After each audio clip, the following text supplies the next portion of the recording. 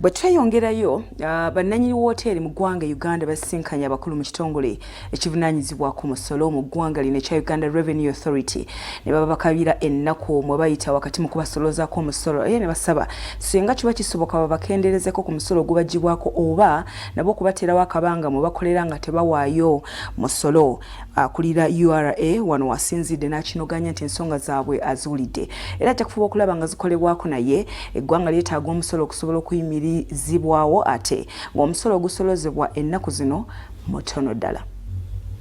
Bannanyini mawoteeri balaze obutali bumativu eri ekitongole ekikuŋŋaanya omusolo mu ggwanga ekya Uganda Revenue Authority ku ngeri yakibakwatamu nga kikuŋŋaanya omusolo. Okwogera bino babadde basisinkanye ssenkulu w'ekitongole kino John Musinguzi ku Protea Hotel mu Kampala. Bano babadde bakulembeddwamu ssentebe waabwe Susan Muhwezi. Bagamba nti bakoze kyamaanyi mu kulaakulanya eggwanga naddala mu kugaba emirimu naye engeri URA gye bayisaamu emalamu amaanyi. We pay for utilities, we pay for water, we pay for electricity. Though on and off we don't have the power, but they had us. Susan Muhwezi yeegatiddwako abalala okulaga obutali bumativu bwabwe. I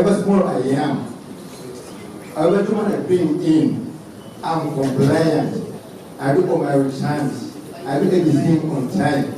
Now, you are defining compliance on the level of the cash you are receiving, not on what I'm doing. So, this Committee of Parliament, Minister of Finance, URA, should also include our private sector bosses when they are planning policies that affect our industry. Whatever we are asking from the Commissioner General, I can tell you he won't do much if he does not join us. But let us form a consortium. Let us call some of these legislators here. The ones we find that are beach-friendly with us on these committees, some of them on these committees, trade and services and all that, we can bring them and they try to influence. Mu kubaanukula ssenkulu wa URA John Musinguzi abasuubiza ng'ekitongole kya URA bwe kigenda okukola ku kwemulugunya kwabwe. That everything that has been said here has been said. And I want to assure everybody who has said what they said, we receive them as Uganda Revenue Authority, we receive them in good faith. We appreciate the mistakes you have pointed out which need correction. And we appreciate the proposals which you have given.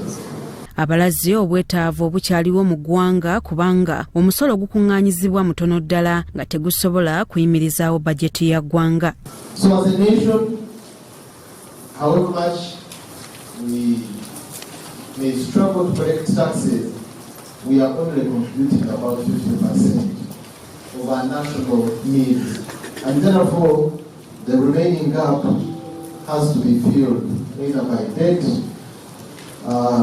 or by grants which are diminishing by the day. Byawamara Joshua, Cross TV Omunyo.